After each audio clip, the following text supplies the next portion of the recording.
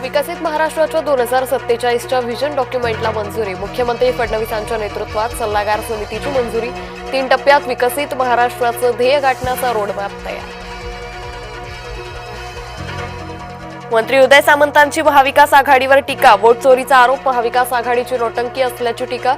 Vote चोरी असेल तर राजीनामा देण्याचंही आव्हान। संगमनेर मतदारसंघात 9,500 बोगस मतदार। निवडणूक आयोग बनवाबनवीचा प्रकार करतोय का? बाळासाहेब थोरात यांचा सवाल। अद्याप अंतिमतः उपलब्ध नसलेल्या यादीवरून विरोधकांचा गदारोळ। गोंधळ माजवण्याचा विरोधकांचा गंभीर कट उघडकीस। केशवोपाध्ये यांची एक्स पोस्टवरून टीका। सोलापुरात भाजप कार्यकर्ते आक्रमक। काँग्रेसचे माजी आमदार दिलीप मानेंच्या पक्षप्रवेशाला विरोध। भाजप शहर कार्यालयाबाहेर भाजपच्याच पदाधिकाऱ्यांचा ठिय्या। रायगडमध्ये मंत्री भरत गोगावलेंचा तटकरेंना धक्का। तटकरेंचे कट्टर समर्थक विकास गायकवाड शिवसेना। सिंधुदुर्गात महाविकास आघाडीकडे उमेदवारच नाही। मंत्री नितेश राणेंचा महाविकास आघाडीला टोला। महायुतीत युती न झाल्यास मैत्रीपूर्ण लढत लढवण्याचाही सल्ला। डोंबिवलीत भाजपमधील अंतर्गत वाद चव्हाट्यावर। शुभेच्छांच्या बॅनरवरून विकास म्हात्रे नंदू परब आमने सामने। म्हात्रेंनी बॅनरवरील फोटो काढण्यास सांगितल्याची माहिती। ऐन दिवाळीत त्र्यंबकेश्वरमध्ये रास्ता रोको करण्याची वेळ। त्र्यंबकेश्वर रस्त्याच्या विस्तारीकरणासाठी भूसंपादन सुरू। भूसंपादनाला शेतकऱ्यांचा विरोध। छत्रपती संभाजीनगरमध्ये शेतकरी संघटना आक्रमक। जिल्हाधिकाऱ्यांच्या बंगल्यासमोर चटणी भाकर आंदोलन। शेतकरी संघटनांकडून काळी दिवाळी साजरी करण्याचा प्रयत्न। देवदर्शन करून परतणाऱ्या भाविकांवर काळाचा घाला। कारच्या धडकेत 4 भाविकांचा मृत्यू, 2 जण गंभीर जखमी।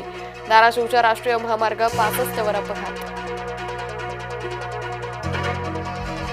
पूर्व विदर्भातील 6 जिल्ह्यात डेंग्यूच्या रुग्णांची वाढ। डेंग्यूचे रुग्ण वाढल्यानं आरोग्य यंत्रणा अलर्टवर। 1 जानेवारी ते 17 ऑक्टोबर दरम्यान 561 रुग्णांची नोंद। नवी मुंबईतील वाशी सेक्टर 14 मध्ये अग्नितांडव। इमारतीच्या 10व्या मजल्यावर आग। आगीत 4 जणांचा मृत्यू, 10 जखमी। नवी मुंबईच्या कामोठेमध्येही भीषण आग। आगीत मायलेकीचा होरपळून मृत्यू। आगीचं कारण अद्याप अस्पष्ट। नागपूरच्या पोलीस वसाहतीत गॅस सिलेंडरचा स्फोट। फटाक्यांच्या ठिणगीनं घरातील साहित्याला आग। आगीमुळे गॅस सिलेंडरचाही स्फोट।